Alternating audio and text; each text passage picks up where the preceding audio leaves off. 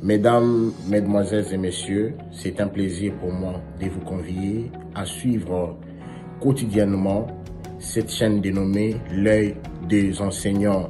C'est une chaîne qui valorise l'enseignement dans notre pays, la République démocratique du Congo. Quand on parle de l'enseignement, on voit directement l'enseignant ainsi que l'apprenant qui est l'élève et l'étudiant.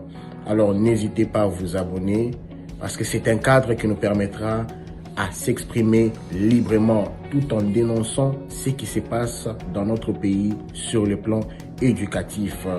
Abonnez-vous massivement, likez, partagez avec vos proches afin que tous nous puissions parler le même langage et tous nous puissions développer notre pays sur le plan éducatif. Que Dieu bénisse la République démocratique du Congo. Vous nous suivez de partout dans le monde à travers toutes les plateformes digitales. Vous nous suivez également sur Canal+, bouquet 352. Madame et messieurs, bienvenue dans ce nouveau numéro de votre magazine axé sur l'actualité. Sur YouTube, vous nous suivez également via l'aide des enseignants TV. Et aujourd'hui, comme d'habitude, nous allons décrypter, je ne dirais pas toutes les questions d'actualité de notre pays, mais nous allons justement évoquer et décrypter les grandes lignes de l'actualité. Comme vous le savez, mesdames et messieurs, je dois vous rappeler, cette émission, c'est justement une émission bilan de l'année 2022, parce que c'est la dernière émission pour l'année 2022. Alors, pour ce faire, nous avons jugé bon de faire recours à celui qui était disponible pour nous durant toute l'année. Je vous rappellerai d'ailleurs que c'était lui le premier invité de cette grande émission qui décrypte, mais également analyse sans état d'âme les questions d'actualité de notre pays dans toutes ses facettes. Aujourd'hui, nous serons encore avec Maître Iboula Moukelengue Franklin, qui se trouve être secrétaire général du Parti national du renouveau pour le développement, PNRD en abrégé, parti cher au professeur Omer Koutoumi Sakiota, qui est allié de l'UDPS. Maître Blaise Franklin Iboula Moukelengue, bienvenue. Merci beaucoup. Merci pour votre disponibilité. Merci. Je l'ai dit à l'annonce justement de cette émission. Aujourd'hui, c'est une émission bilan, parce que c'est la dernière émission pour l'année 2022. Nous allons justement évoquer les grandes lignes de l'actualité de notre pays, sans état d'âme. Nous allons commencer avec l'arrivée du pape François en RDC, parce que son arrivée était prévue pour cette année, mais au mois d'avril. Mais ça a été reporté pour des raisons de santé. Alors le pape a confirmé son avènement en RDC, mais en début de l'année 2023. Nous allons en parler. Nous allons également évoquer les processus électoraux. Vous savez, la bataille électorale a déjà commencé dans notre pays. Nous allons évoquer aussi des questions politiques, parce qu'on doit quand même parler du premier mandat du chef de l'État. Est-ce que ça a été réellement une réussite, alors que d'autres parlent de beaucoup de gâchis? Et puis les questions sécuritaires. Voilà. Alors sans plus tarder, on commence avec le premier aspect ou la première thématique de cette émission, c'est l'arrivée du pape François. Vous êtes un chrétien, je dirais fervent chrétien catholique. Le pape François a confirmé son arrivée en RDC. C'est justement du 31 janvier au 3 février 2023. D'abord, quelles sont vos impressions par rapport à cette confirmation cette fois-ci? Bon, évidemment, ça nous fait plaisir, forcément. Et nous avons la joie, n'est-ce pas, d'accueillir entre nos murs notre pasteur, notre premier pasteur, qui est le pape.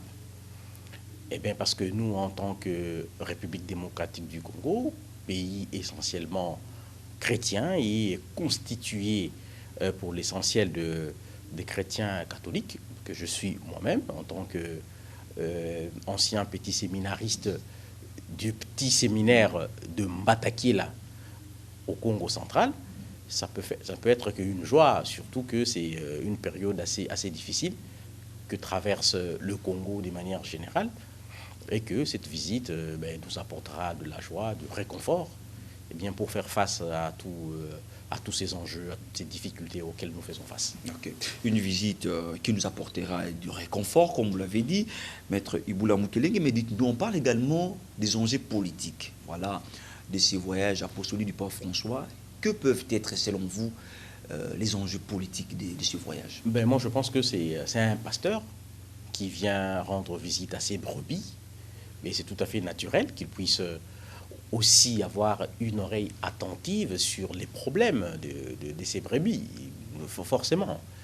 Nous sommes à la veille de l'année 2023, qui est année électorale en République démocratique du Congo, et en même temps, il y a d'énormes difficultés sécuritaires que nous connaissons dans notre pays. Ben, quoi de plus normal qu'en venant, si l'occasion se présentait, qu'ils puissent placer un mot auprès des autorités du pays par rapport à l'amélioration des conditions de vie de ces oies en République démocratique du Congo. Bon, je pense que le discours devrait certainement aller dans ce sens-là, d'améliorer les conditions de vie des Congolais, et cela devrait partir d'abord par la paix et la sécurité à l'est de la République démocratique du Congo, et ensuite les droits économiques, le droit à l'emploi, le droit à la santé, le droit à l'éducation.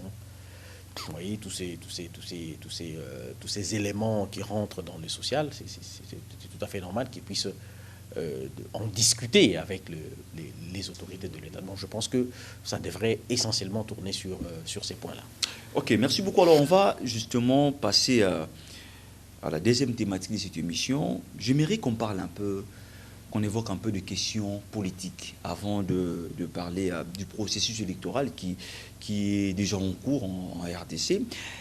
Vous êtes secrétaire général du PNRD, parti allié à l'UDPS. Vous avez prévu un grand événement, une grande activité à la fin de cette année.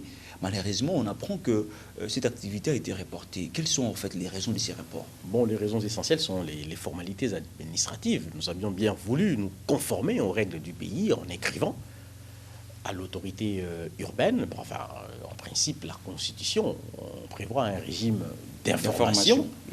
Mais en pratique, semble-t-il, il est question que l'autorité puisse prendre acte pour également prévoir certaines mesures de sécurité par rapport à l'événement, et que cela aurait pris du temps et compte tenu, selon les informations que nous avons reçues, des événements, des dernières pluies qui ont causé la mort de plus de 169 personnes, les catastrophes naturelles était occupée à ça et qui n'aurait pas eu le temps de traiter le dossier ou la demande du PNRD.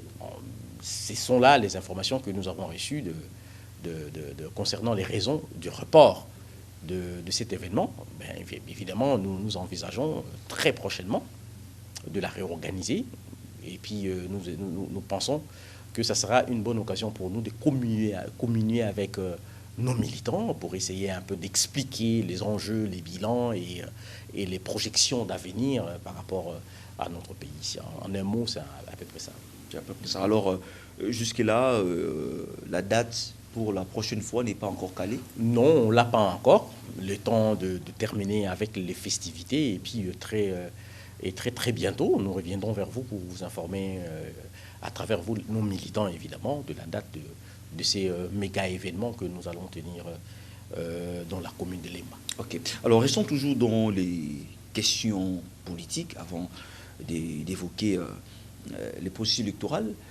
Vous êtes allié de l'UDPS. Aujourd'hui, votre allié est parti au pouvoir. L'UDPS a eu un mandat de 5 ans qui s'achève l'année prochaine, donc dans quelques mois.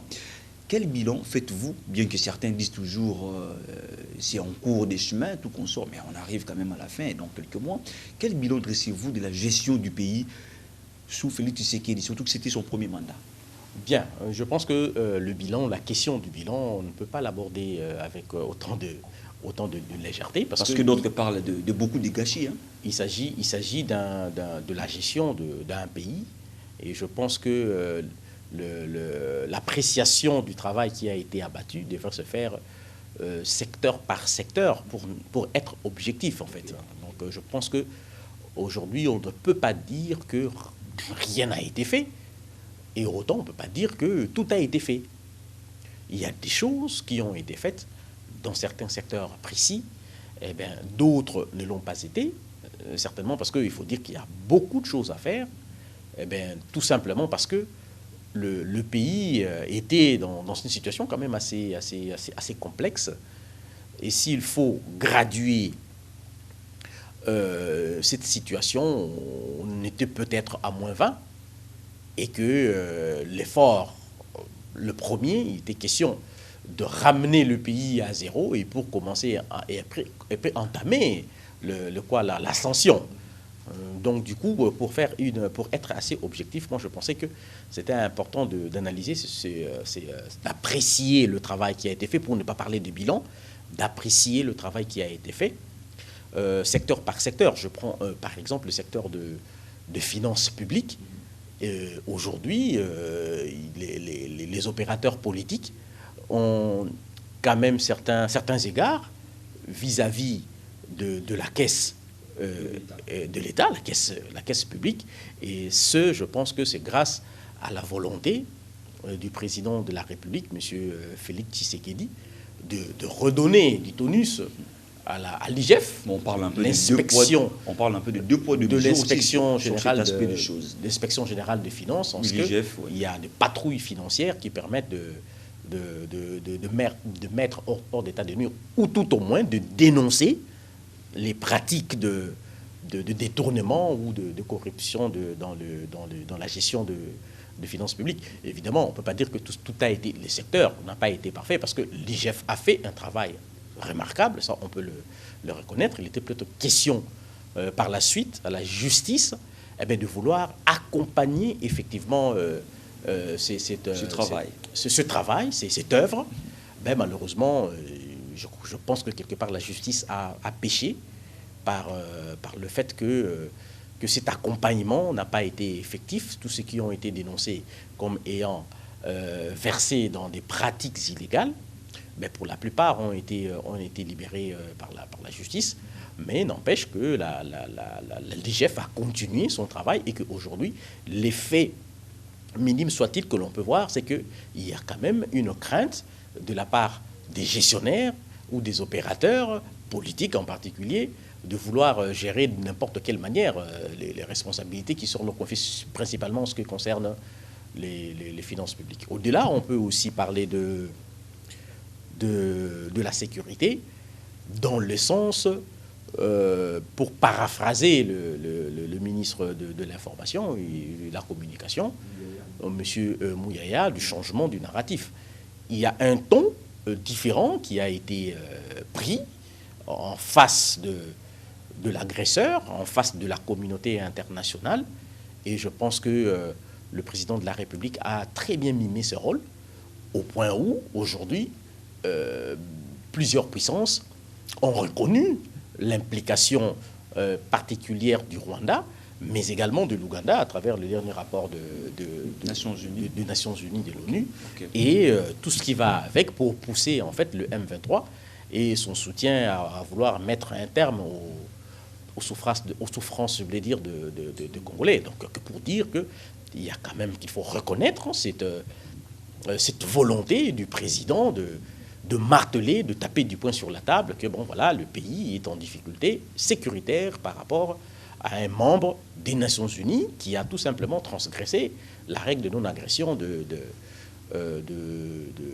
voisins. Je m'aimerais aussi parler de l'éducation à travers ce que nous avons appelé la gratuité de l'enseignement. Qui a beaucoup boité, c'est en dépit de toutes les difficultés. C'était un programme naissant. Évidemment, les difficultés, ça on peut le reconnaître, les faiblesses de ce programme, on le reconnaît, mais tout au moins, le mérite que l'on peut reconnaître à ce programme, c'est qu'il a ramené sur le banc de l'école plus de 4 millions, selon les rapports que nous avons reçus du ministère de l'EPST. Des élèves à l'école. 4 millions d'enfants à l'école. Je crois que c'est quand même assez important. Et comme début, c'est une bonne chose. Et puis par la suite, qu'il faut essayer d'améliorer à travers plusieurs stratégies, mais notamment le choix de personnes capables de bien conduire cette politique, parce qu'elle exige, par exemple, la construction des infrastructures scolaires et également la formation du personnel, mais aussi la motivation de ce personnel. Donc il faudrait se focaliser ces différents points. Je pense que ce sont là les préalables pour aboutir à l'autre point qui a vraiment failli, je veux dire la qualité de l'enseignement dans le secteur public, dans l'école primaire, je veux dire. On a encouragé la quantité, mais la qualité a posé vraiment problème. Bon, je pense que c'est un début, n'est-ce pas? C'était une décision courageuse. Les faiblesses, nous avons dit qu'il y a eu plusieurs faiblesses par rapport à ça, mais le fait déjà que les enfants qui ne pouvaient pas avoir accès à l'école du fait du paiement de frais puissent venir à l'école, c'est déjà un pas, parce qu'au moins il ne restera pas à la maison, il ne sera pas dans la rue en train de déambuler. Et par la suite, il faut reconnaître qu'il y a eu des faiblesses et qu'il faut qu'on puisse mettre à la place qu'il faut des personnes qu'il faut. Surtout la surpopulation. Alors, la surpopulation, c'est pourquoi nous avons parlé il faut qu'il y ait tout un programme, tout un plan de construction des infrastructures scolaires. On l'a dit clairement.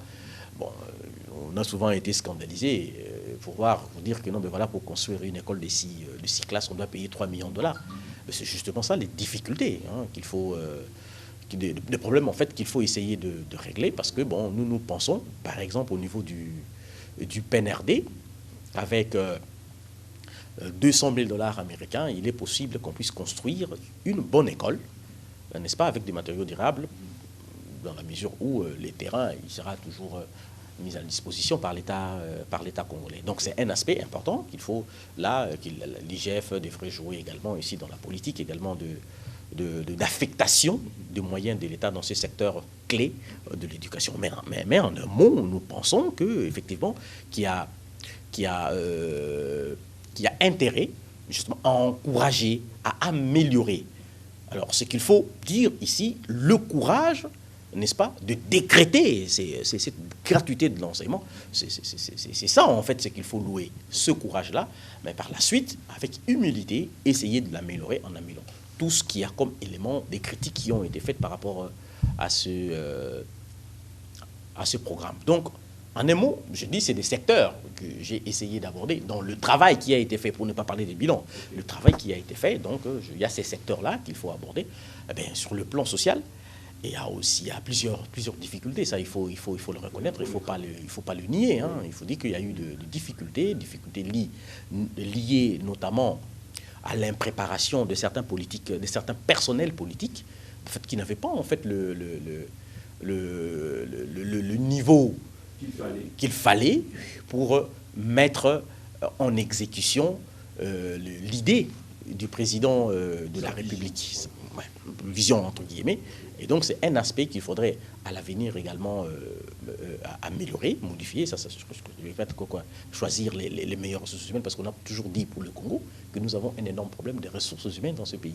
Et donc du coup, il faudrait améliorer ces secteurs-là, qu'il y ait des personnes, des meilleures ressources humaines, dotées de la volonté, du patriotisme de travailler pour le pays, et puis d'une certaine compétence pour mieux faire ces choses-là. Et également, au niveau de la sécurité, ça il faut le dire, moi je pense, à mon niveau, qu'il n'y a pas eu suffisamment de mobilisation pour faire face à l'agression, parce que je ne peux pas comprendre qu'un pays comme la République de Burkina Faso puisse appeler face au terrorisme 50 000 Burkinabés pour participer à l'effort de sécurisation. Ils en obtiennent 90 000. Eh bien, nous qui avons 100 millions d'habitants, avec 10 730 km² de frontières avec les voisins, eh bien, qu'on puisse avoir une loi de finances une loi de programmation militaire qui ne puisse pas être si ambitieuse et se limiter à une vingtaine de milliers de recrues. Donc, je crois que sur ce plan-là, c'est vraiment minuscule. Il y a également de l'amélioration qu'il faut faire. Il faut qu'on montre la détermination par rapport aux enjeux sécuritaires du pays. Donc, en un mot, c'est ce que moi j'appelle l'appréciation du travail qui a été fait et ce qui n'a pas été fait, plutôt que de parler de bilan. Ok. Alors, vous avez évoqué tout à l'heure les questions sécuritaires. C'est tellement importante qu'il faut justement en parler. Au stade actuel, vous avez dit que pour le moment, ce n'est pas les moments des bilans. Il faut plutôt apprécier ce qui a été fait. Alors que d'autres disent qu'il y a beaucoup de gâchis durant ce premier mandat de Joseph Kabila, plutôt de Félix Antoine Tshisekedi Tshilombo. Il y a 40% de réalisation et puis il y a 60% de non-réalisation. Et on dit que l'UDPS étant parti issu de l'opposition, qui était jadis comme donneur de leçons, ne pouvait pas nous donner ce que nous avons aujourd'hui comme résultat, 4 ans au pouvoir. Nous sommes en démocratie, les avis sont partagés. Alors, parlons un peu de questions sécuritaires. Au stade actuel, comment appréciez-vous la gestion des questions sécuritaires dans notre pays, et beaucoup plus dans la partie Est, mais aussi dans les grands bandundous qui souffrent aussi ces derniers temps? Bon, de manière générale, le fait que le pays soit encore occupé et le fait qu'au niveau du Grand Bandundu, qu'il y ait encore des grabuges de problèmes, on ne peut pas dire que le bilan ou le travail a été fait. Je ne peux pas parler de bilan, je dis que le travail a été fait. Non, je pense que l'appréciation de ce travail, ou l'évaluation de ce travail devait se faire sur la base de certains actes qui ont été posés dans le sens d'aboutir au résultat. Parce qu'il faut dire, le fait que le pays soit occupé, on n'est pas encore au résultat. Mais pour arriver au résultat, il faudrait qu'il y ait un travail qui puisse commencer. Alors ce travail qui devrait commencer, nous savons, au niveau par exemple de notre armée, qui a été infiltrée jusqu'à l'infini, au point où il n'y avait aucun secret pour les plans de défense, les services de sécurité infiltrés jusqu'à l'infini, comme on peut le dire. Donc, il était question dans un premier temps, parce que faire des efforts pour équiper une telle armée, ben, je crois que n'aurait abouti à rien du tout, ben, parce que tout simplement, il y aura de la trahison dedans. Donc, le premier pas important était plutôt d'essayer d'extirper de cette armée tous tous les traîtres ou de tous les infiltrés, d'une part, et d'autre part, jouer avec de la diplomatie, eh bien, pour tout simplement faire voir au monde qu'il ne s'agit pas d'une guerre civile ou d'une guerre interne, il est plutôt d'un conflit interne, il est plutôt d'un conflit international, où il y a un pays membre des Nations Unies, en l'occurrence le Rwanda, et quelque part aussi l'Ouganda, qui serait en train d'agresser la République démocratique du Congo, et que de là puissent aboutir certaines mesures, notamment l'influence, pour les empêcher ou les pousser à libérer les territoires ou à ne plus financer ou à soutenir militairement le M23. Donc du coup, moi je pense que sur ces deux aspects, je pense que le travail a quand même été fait, où on dénonce clairement les militaires, les généraux, tout ce qu'il y a comme officiers qui jouent en faveur de l'ennemi. Ce travail a été fait.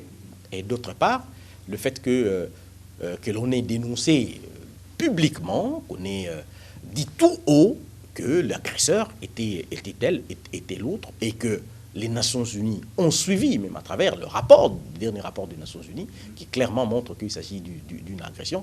Et cela a permis, dans une certaine mesure, qu'il y ait eu une accalmie au niveau de l'Est. Donc je pense que pour ça, c'est déjà un aspect assez positif. On ne dit pas que c'est définitif en rapport avec le règlement du conflit, parce que nous disons, ce que nous voulons, l'objectif final, c'est que les territoires soient libérés, mais qui n'est pas libéré, mais il y a une étape importante qui aura été franchie ensuite, du fait de cette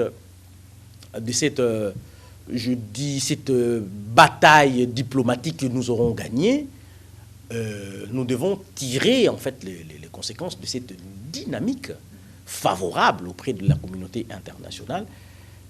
Premièrement, en amplifiant les efforts, de sorte que les agresseurs, les armées étrangères, en l'occurrence, comme on l'a dit, le Rwanda et l'Ouganda, puissent quitter le territoire congolais, et dans un avenir très proche, que toutes les forces étrangères puissent quitter le territoire congolais pour que la République démocratique du Congo reste réellement libre. Reste elle-même soit capable de se protéger, en fait, protéger ses frontières. Et pour ça, je tombe donc au deuxième volet, c'est lui qui consiste à dire que, justement, lorsque nous faisons partir par le fait, le jeu d'influence, les forces étrangères hostiles et toutes les autres qui sont venues nous soutenir du pays, on devra jouer ce rôle de protection du pays, de la défense du pays. Alors comment on peut le faire? Alors nous, au PNRD, nous préconisons la création d'une armée en fait de 600 000 hommes. 600 000 hommes. Bien formés. Suffiront bien équipés. Pour faire face à la réalité. bien motivés pour défendre, pour sécuriser les frontières, je répète, le 10 730 km de frontières que nous avons avec les voisins. Maître Blaise, justement, nous sommes dans cette optique toujours, mais avant de parler de la diplomatie et de mesures prises par la communauté internationale, j'aimerais qu'on puisse un peu rester sur le plan national. Alors, la programmation de la loi de la programmation militaire, l'état des sièges décrété par les chefs de l'État, ont-ils suffi réellement pour résoudre cette question d'insécurité dans la partie est du pays? Non, je dis non. Mais non dans la mesure où les territoires sont encore occupés. Mais évidemment. Mais il y a un aspect important qu'il faut souligner. Les faits ou les effets de telles décisions, telles que l'état de siège. Je pense que l'état de siège, je dis, quelque part, c'est grâce aussi à l'état de siège que plusieurs informations nous ont été relayées concernant l'occupation du territoire congolais. Ça, il faut qu'on le dise. Il y a plusieurs trafics des minéraux qui ont été démantelés et que le démantèlement de ce trafic a eu pour conséquence peut-être la colère des organisateurs, et qui par la suite se sont dévoilés à travers notamment le M23 et le Rwanda, qui se sont vus peut-être à travers ces contrôles, leurs intérêts ont été remis en question, et que du coup, pour mieux les protéger, il fallait qu'ils puissent se montrer eux-mêmes. Donc je pense que ça peut être un des effets positifs de l'état de siège. L'état de siège, en quelque sorte, on peut dire que ça a balisé les chemins. Oui, et continue à baliser ce chemin pour qu'on puisse un peu aboutir à au résultat que nous disons, que c'est-à-dire que l'évacuation de tous ces agresseurs du territoire de la République démocratique du Congo. Il faut toujours nuancer les choses pour dire que l'état de siège n'a pas forcément atteint les résultats escomptés, pas forcément. Mais au moins, il y a eu cet effet, justement, qui a permis de dévoiler l'ennemi.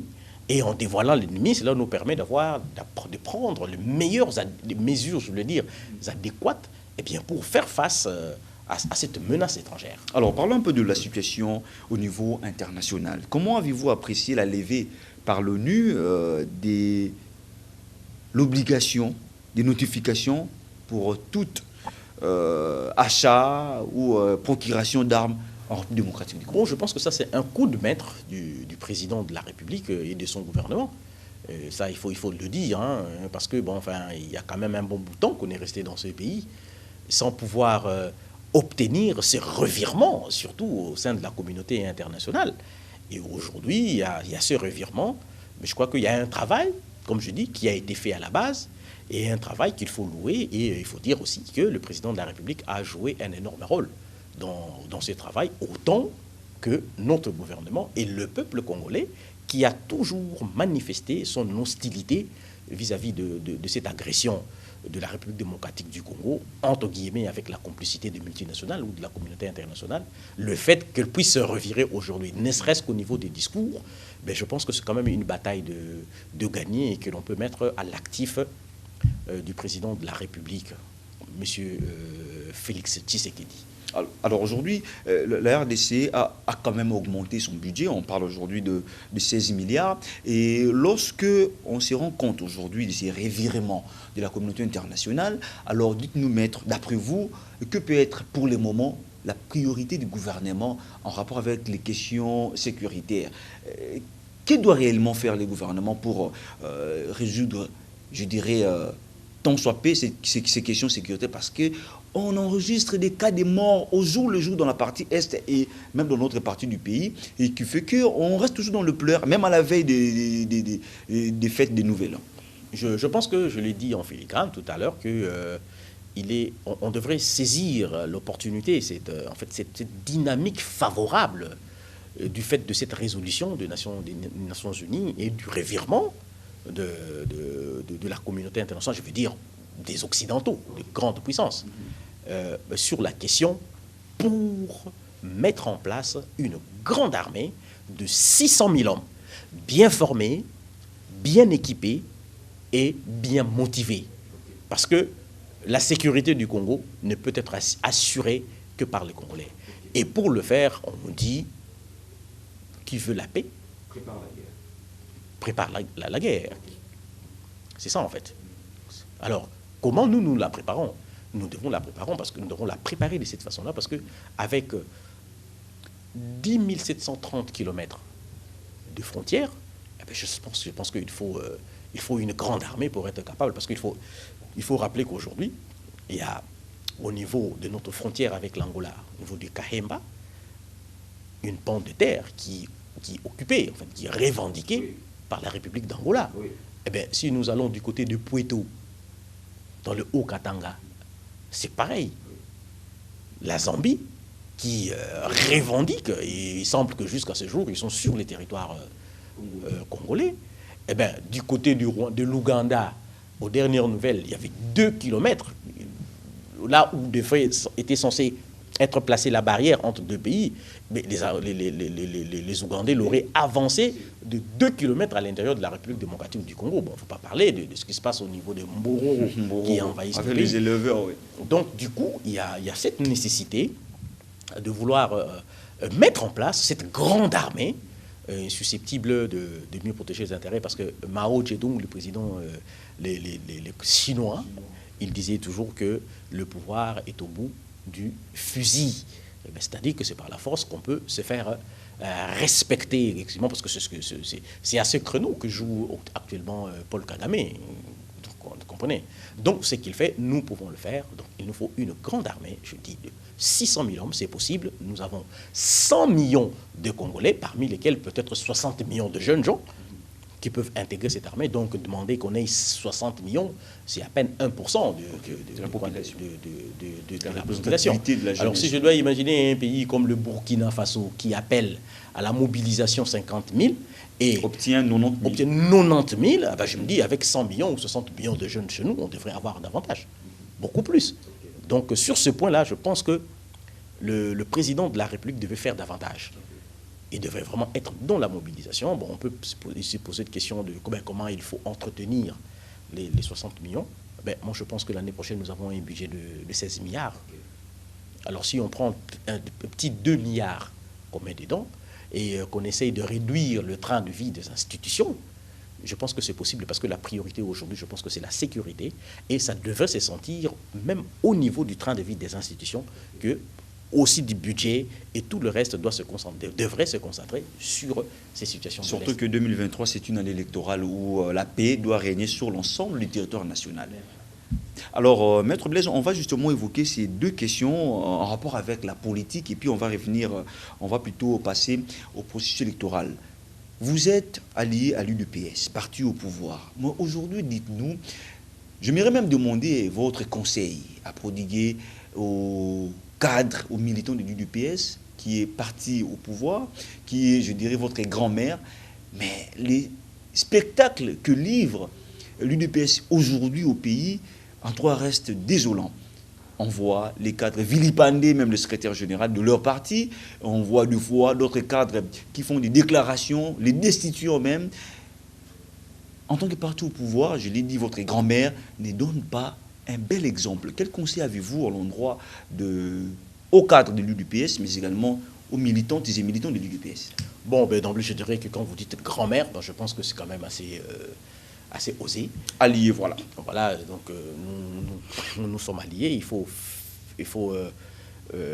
fixer les idées pour dire que alliés, pour nous, en tant que PNRD, avec le professeur Koutoumissa Akiota, nous sommes extra-parlementaires et extra-institutions. Ça, il faut le préciser. Nous ne sommes pas aux affaires, pas du tout, pas dans une commune ou dans une entreprise, gouvernement, non, pas du tout. On en parle tout à l'heure. Nous sommes en dehors des institutions, mais bon, seulement compte tenu de cette volonté qui a été manifestée par le président de la République à travers tout son discours, que nous avons pensé qu'on devrait se rapprocher de l'UDPS, et je ne pense pas que ce soit une mauvaise chose, c'est une bonne chose. Mais par contre, ce que je dirais, au-delà de ça. Le vrai problème qui se pose à l'UDPS aujourd'hui, moi, je le comprends en fait, c'est un problème naturel des revendications des militants de l'UDPS qui se disent au pouvoir, mais pas forcément les retombées sur le plan, par exemple, du travail, sur le plan de la sécurité sociale, sur d'autres plans. Et c'est ce qui justifie en fait les réactions, mais qui sont par moments pas contrôlées de la part de membres de l'UDPS.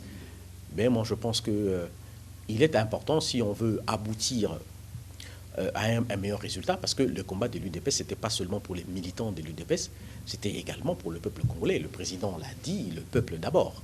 Dans ce peuple, y compris l'UDPS et non UDPS. Ça, c'est évident. Alors, lorsque ce n'est pas encore arrivé, eh bien, moi, je pense qu'il ne faudrait pas brûler la maison. Parce que c'est à travers l'unité que l'on peut aboutir à un résultat qui consistera pas seulement à obtenir les postes de responsabilité, parce qu'ils ont des postes de responsabilité au niveau de l'UDPS, mais ils ne peuvent pas, avec ça, je dirais, satisfaire les besoins de tous les militants de l'UDPS, surtout pour la plupart, ce sont des jeunes qui veulent un travail. Vous comprenez? Donc il est plutôt question de créer un environnement favorable aux investissements, de sorte que les investissements aussi nationaux qu'étrangers puissent venir, et c'est dans ces conditions-là, à travers une formation des militants, non seulement de l'UDPS, mais aussi des autres jeunes, ou de la jeunesse congolaise, qu'on peut tant soit peu exorber cette question du chômage, parce que c'est ça le vrai enjeu. Le gros problème, c'est celui-là. C'est la goutte d'eau qui déborde du vase. Alors, est-ce qu'il faut dire que, bon, parce que le secrétaire général, des bourgmestres, il doit mettre... Non, mais non, il n'y en a que 24 pour la ville de Kinshasa. Il n'y en a que 24. Mais quel miracle il peut faire dans ce secteur? Alors, nous, les conseils que nous donnerons à l'UDPS, c'est de se concentrer sur le combat. Se concentrer sur le combat. Et ce combat consiste en quoi aujourd'hui? Ce combat consiste à mettre en place des structures capables, justement, de générer ces emplois. Structures capables de rassurer les investisseurs, tant nationaux qu'étrangers, qui puissent venir. Parce que dès qu'ils viennent, aussi bien dans le secteur public que dans le secteur privé, il y aura beaucoup d'emplois et on pourra donner en fait de l'emploi à tous ça. Okay, ça ne devrait pas servir.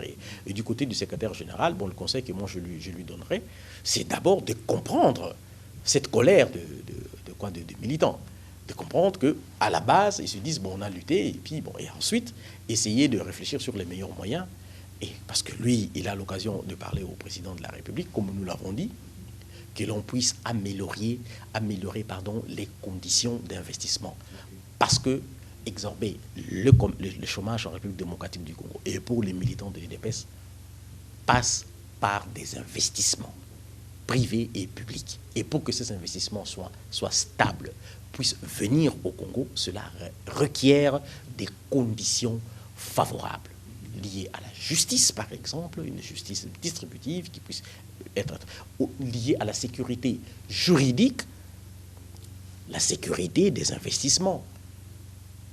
On ne peut pas avoir un décret aujourd'hui que vous obtenez d'une autorité, et le lendemain, quand on change de ministre, ben c'est lui qui vient et remet en cause ces décrets. C'est l'insécurité juridique. Ouais. Donc c'est ça, en fait, le travail qu'on devait faire au niveau de l'UDPS. Essayer de faire voir à ceux-là qui sont au pouvoir que si vous améliorez les conditions, parce que c'est nous qui avons la gestion, améliorer les conditions d'investissement, il y aura davantage d'investisseurs dans ce pays. Et par ce fait-là, tout le monde, ou tout au moins, la plupart pourront avoir du travail, de l'emploi, et vous verrez que la pression, la tension va diminuer. Diminuerait du côté du secrétaire général Kabouya, que nous apprécions par ailleurs pour son calme, parce que je pense qu'il y a très peu de partis politiques où il y a cette expression de la liberté au point de contester les responsables au cas où les choses ne marchent pas. Mais il doit rester le chef, mais seulement envisager des solutions réelles, pas des solutions de courte durée. Hein. un ministère, on met peut-être un conseiller ici, un conseiller là-bas. Ça ne va pas exorber, ça ne va pas régler la question. D'accord. Alors, tout à l'heure, vous avez dit que le PNRD est un parti extra-parlementaire. Le PNRD est allié à l'UDPS, mais ne gère rien jusqu'à preuve du contraire. Alors, dites-nous, maître, quel serait l'apport du PNRD si aujourd'hui vous avez quelque chose? Bon, je pense que le PNRD, nous avons dit autrefois, le président national, monsieur le professeur émérite Koutoumi Sakiota, a été ministre de l'Éducation nationale. C'était dans un contexte particulier, 2001-2003. Eh bien, je crois qu'il avait fait un excellent travail. C'est ça, la preuve que l'on peut apporter de mieux. C'est une expérience qui est là et qui peut, une expertise, je dirais, capable d'apporter du nouveau dans le sens du sérieux dans le travail, dans le sens de la considération fondamentalement de l'avenir de ce pays, que cette jeunesse en particulier, à travers, comme on le disait tout à l'heure, l'amélioration des conditions d'investissement dans le pays, également à travers de cette sécurité judiciaire que nous voulons, nous. Une sécurité judiciaire qui devrait garantir le bien, l'avoir d'un Congolais ou d'un étranger en République démocratique du Congo. C'est un aspect qui est très important. Une sécurité qui va garantir l'entrée des ressources de l'État dans les caisses de l'État. Et que celui qui voudrait aller à l'encontre, qu'il y ait un rappel à l'ordre conformément aux lois de la République. Donc le principe, le respect des principes et des valeurs de la République. Ce sont ces valeurs-là. C'est ça en fait ce que nous disons. Et le chef, il ne peut pas être ici et partout en même temps. Il doit être accompagné par des opérateurs capables de faire le travail. Apparemment, ce n'est pas le cas, selon nos observations. Bon, oui, mais absolument, c'est pas le cas. Mais je ne peux pas comprendre, par exemple, qu'en la ville de Kinshasa, qu'il y ait 169 morts à la suite des inondations. Oui, les causes sont multiples, mais il y a également des responsabilités qui devaient être établies. Mais ce n'est pas normal qu'aucun responsable... Et aucune sanction jusqu'à présent n'ait été sanctionné. C'est pas normal. Mais ça veut dire quoi? Ils vont se délecter de ça. En fait, écoutez, continuons, il n'y aura rien qui nous arrivera. Mais par contre, s'il y avait une sanction à un certain niveau, je pense que le nouveau qui viendra, ou ceux qui sont plus bas, devraient être en train de se poser des questions. C'est en fait ça aussi ce que nous disons, ce que le chef, au-delà de la mission qu'il confie aux responsables, à ses collaborateurs, il devrait être là en train de rappeler à l'ordre, effectivement. Et ça, le rappel à l'ordre, en fait, comme dans toute entreprise, dans toute société, ça a un effet dissuasif, ça a un effet éducatif. Et ceux qui viendront après auront quand même des efforts à faire pour améliorer le travail. Il y a certaines Donc c'est ça, pour nous disons que nous pouvons apporter ça en fait. Cet aspect de compétence, cet aspect d'expertise, cet aspect des idées novatrices en fait. Et aussi cet instinct développeur, cet instinct bâtisseur de changement, cette impulsion. Je pense que c'est ça ce que nous pouvons apporter. Le professeur Koutoumi, ça l'a démontré à plusieurs égards. Ça, on le sait. Donc, du coup, nous disons, il est possible, dans l'environnement tel qu'il se présente, le chef ne peut pas seul nettoyer toute la République. C'est quand même plus de 2 445 000 km². Et qu'il est important quand même qu'on ait des ressources humaines capables de faire le travail. Alors, il y a certains qui disent que, selon les observations, que le chef de l'État se préoccupe plus de ceux qui sont au Parlement que les extra-parlementaires. C'est pas ça aussi du poids de mesure? Quelle est votre version du fait? Je ne peux pas dire de poids de mesure parce que je crois que c'est la Constitution qui prévoit que les choses se passent de cette façon-là, que la majorité au Parlement puisse diriger. C'est quoi de plus normal? Mais comme nous sommes dans un contexte politique particulier, parce que le président en a les pouvoirs, lorsque au niveau justement de ces institutions, les choses ne tournent pas comme elles devraient, Eh bien, parce qu'il faut avoir des égards pour les alliés, parce qu'ils constituent une menace dans la mesure où ils peuvent déstabiliser les institutions. Mais il est quand même important d'avoir à l'idée que la responsabilité du président de la République, c'est vis-à-vis du peuple congolais. Il a été élu par le peuple et il ne peut pas seulement se contenter de ces structures susceptibles de sécuriser ou d'insécuriser son pouvoir. Il devrait également regarder plus loin pour voir dans quelle mesure d'autres peuvent l'aider à atteindre l'objectif, comme il a toujours dit lui-même, qui est le peuple d'abord. Alors, terminons justement avec le processus électoral. D'ailleurs, l'opération d'enrôlement des électeurs vient d'être lancée déjà dans 10 provinces, dont la capitale Kinshasa. Comment déjà appréciez-vous les premières impressions voilà, de cette opération et qui laisse aussi à désirer? Bon, du point de vue du PNRD et du point de vue du professeur Koutoumisa, qui est notre président national, nous devons encourager dans un premier temps cette volonté de maintenir le cycle électoral.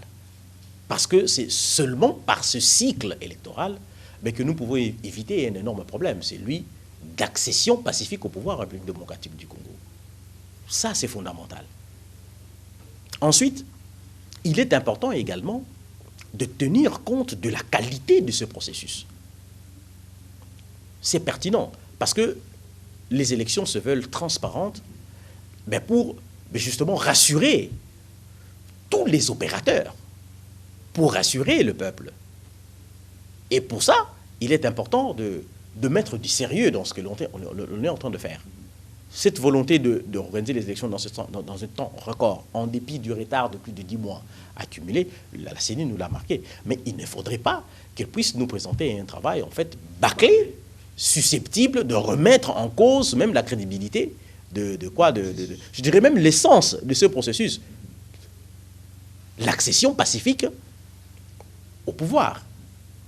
Donc du coup, après, je crois, 3 cycles, il est quand même important qu'on ait tiré des leçons, qu'on ait une certaine expertise pour améliorer les choses. On ne doit pas forcément être en train de chercher, comme je dis toujours, à donner du travail aux jeunes. Aux gens, non. Il faut plutôt chercher à répondre aux besoins et aux objectifs du processus. Donc, en recourant aux ressources humaines capables de faire ce travail. Parce que ce n'est pas normal déjà sur le plan logistique. Mais il y a d'énormes insuffisances sur le plan logistique. Pas de machines dans d'autres centres. Comme vous le dites, ça à Kinshasa déjà et à l'intérieur du pays, c'est pire. Ce que j'ai appris au niveau, par exemple, de la circonscription de Kasongolunda, où le matériel serait parti sans le personnel. Et que ce personnel n'aurait même pas de transport, n'aurait même pas de moyens de déplacement pour atteindre le matériel.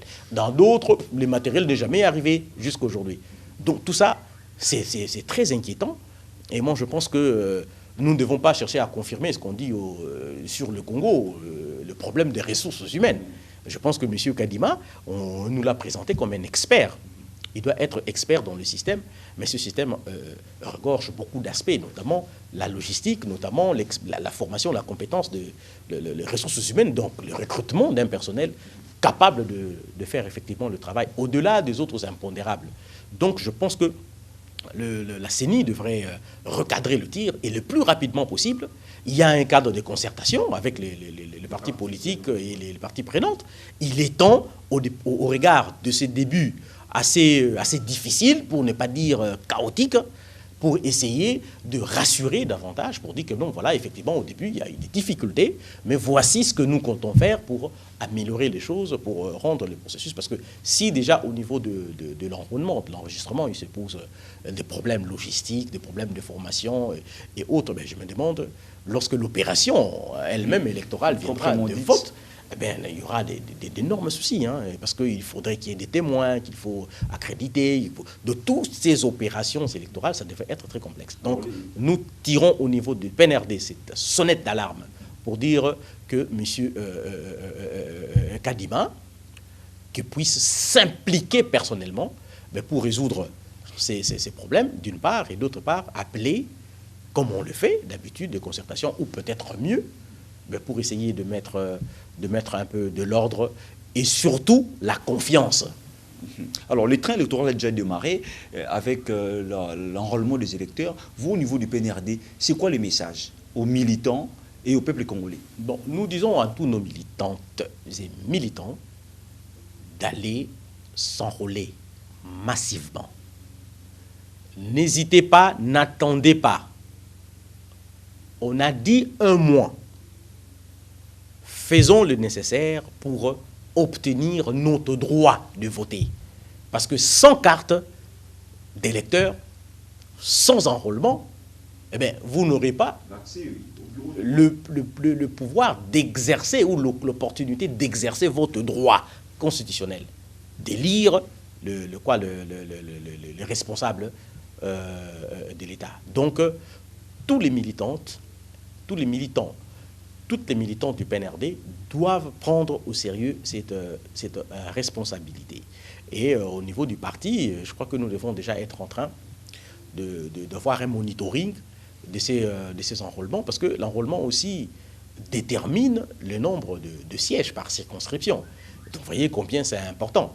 Et au-delà de la détermination du nombre de sièges, mais il y a également le droit que vous avez d'élire votre candidat. Donc du coup, je vous appelle tous à aller vous enrôler massivement. Il en est de même de tous les Congolais et Congolais.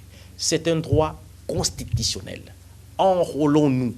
C'est nous, le peuple, qui sommes le patron. C'est nous, en fait, qui désignons, c'est nous qui recrutons les personnes qui sont chargées de nous diriger. Sans ce devoir d'enrôlement, eh bien, nous nous privons nous-mêmes de ce droit constitutionnel de nommer nos dirigeants. Okay. Alors, on va justement terminer cet entretien, cette émission, avec cette dernière question. Monsieur Iboula Mokelenge, Franklin, au regard de tout ce qu'on est en train d'évoquer comme irrégularité dans le processus électoral, et quand on fait également allusion aux réclamations de ceux qui sont au niveau de l'opposition, et surtout quand on se rend compte qu'il y a déjà un calendrier électoral publié, mais sans la cartographie. Peut-on faire confiance à l'équipe actuelle de la CENI, ou peut-on également faire confiance à la crédibilité de ces élections en 2023? Les élections tournent autour de la confiance, fondamentalement. Nous pensons que s'il y a irrégularité, elle reste irrégularité. Et qu'il appartient, comme nous l'avons dit, à la CENI, et particulièrement, je m'adresse à M. Denis Kadima, de vouloir mettre en œuvre tous les moyens constitutionnels ou les moyens légaux qui sont à sa charge, notamment la concertation, le cadre de concertation pour améliorer. Ça ne sert à rien de courir pour mal faire. Ça ne sert à rien. Il ne faut pas confondre vitesse et précipitation et vitesse, comme on dit au football. Les élections, c'est une question de confiance. Il ne faudrait pas que, dès le départ, qu'il y ait tous ces aspects qui puissent ternir ou annihiler la confiance que les participants pouvaient avoir dans ce processus. On aboutira à une situation chaotique, catastrophique, à la même question de légitimité dont on a toujours parlé, et qui ne pourra pas permettre, n'est-ce pas, au président de la République, à qui nous souhaitons évidemment d'arracher un second mandat, de puisse mettre en œuvre cette politique qu'il incarne en fait du peuple d'abord. Parce qu'aujourd'hui, il faut qu'on se le dise que les difficultés de notre peuple sont là. Et que nous, en tant que responsables politiques, nous avons l'obligation de régler ce problème. Nous avons dit résultat. Les résultats, c'est la fin de l'insécurité à l'Est. Les résultats, c'est une éducation de qualité en République démocratique du Congo. C'est l'emploi, c'est tout ça les résultats. Et à ce jour, il faut qu'on se le dise, on n'en est pas encore arrivé. Donc du coup, le point de départ qui puisse nous permettre de donner le pouvoir, nous en tant que politiques, d'agir pour améliorer ces conditions, ce sont les élections. Donc du coup, il est important que cet aspect confiance puisse vraiment régner. il est important que cet aspect crédibilité puisse régner et que de petits soucis, bon, on considère que s'il s'agit vraiment des soucis des parcours, que l'on puisse rapidement, dans les cadres de moyens légaux qui sont prévus, que le monsieur le président de la CENI puisse le plus tôt possible les exorber. Alors, je rappelle que, mesdames et messieurs, nous avions reçu pour vous Maître Iboula Moukeleng Franklin Blaise, qui se trouve être secrétaire général du PNRD, Parti national du renouveau pour le développement, parti sur le professeur Omer Koutoumi Sakiouta. Maître Blaise, merci d'avoir répondu favorablement à notre invitation et surtout merci d'avoir été les derniers invités de cette émission durant l'année 2022. Eh bien, merci. Je crois que c'est aussi une joie pour moi d'être ici à la radio-télévision catholique, qui est une organisation qui travaille beaucoup dans le social de notre pays. Comme on l'a dit, nous-mêmes, on est anciens de petits séminaires de Mbatakela, au Congo central. Donc, nous appelons notre population à la responsabilité. De manière générale, on dit, nous méritons nos dirigeants. Alors, dans le choix que nous faisons, nous devons être très responsables. Il y a des gens qui viendront pour nous dire des choses, des genre je ferai ceci, je ferai cela. Mais malheureusement, il n'y a aucune garantie de confiance qu'on peut attribuer à tel ou tel autre, sinon par le travail et par la manière dont il voudrait faire les choses. Donc, j'appelle notre peuple à la responsabilité. Nous sommes un grand pays de 100 millions d'habitants. Nous sommes un pays qui regorge plusieurs ressources humaines, mais nous sommes encore très pauvres. Donc il est important que chacun prenne conscience de ça et que puisse s'enrôler justement pour avoir un mot sur la désignation, moi je dirais le recrutement des responsables censés diriger le pays.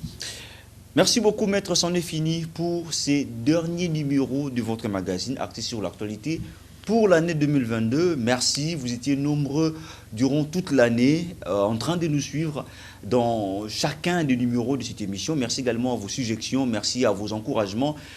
Mesdames et messieurs, quant à moi, justement, je vous souhaite bonne fête des Nouvel An, mais également plein de bonnes choses durant l'année 2023. Et ici, c'est terminé cette émission. À nous revoir justement pour l'année 2023, une année de défis. Surtout, c'est l'année où le pape François va nous visiter avec beaucoup de bénédictions. Merci beaucoup. Restez fidèles au programme de votre chaîne. Merci d'avoir été nombreux vraiment à nous suivre. Et quant à moi, je vous dis au revoir et à bientôt. Mesdames, Mesdemoiselles et Messieurs, c'est un plaisir pour moi de vous convier à suivre quotidiennement cette chaîne dénommée L'œil des enseignants. C'est une chaîne qui valorise l'enseignement dans notre pays, la République démocratique du Congo. Quand on parle de l'enseignement, on voit directement l'enseignant ainsi que l'apprenant qui est l'élève et l'étudiant. Alors n'hésitez pas à vous abonner parce que c'est un cadre qui nous permettra à s'exprimer librement tout en dénonçant ce qui se passe dans notre pays sur le plan éducatif. Abonnez-vous massivement, likez, partagez avec vos proches afin que tous nous puissions parler le même langage et tous nous puissions développer notre pays sur le plan éducatif. Que Dieu bénisse la République démocratique du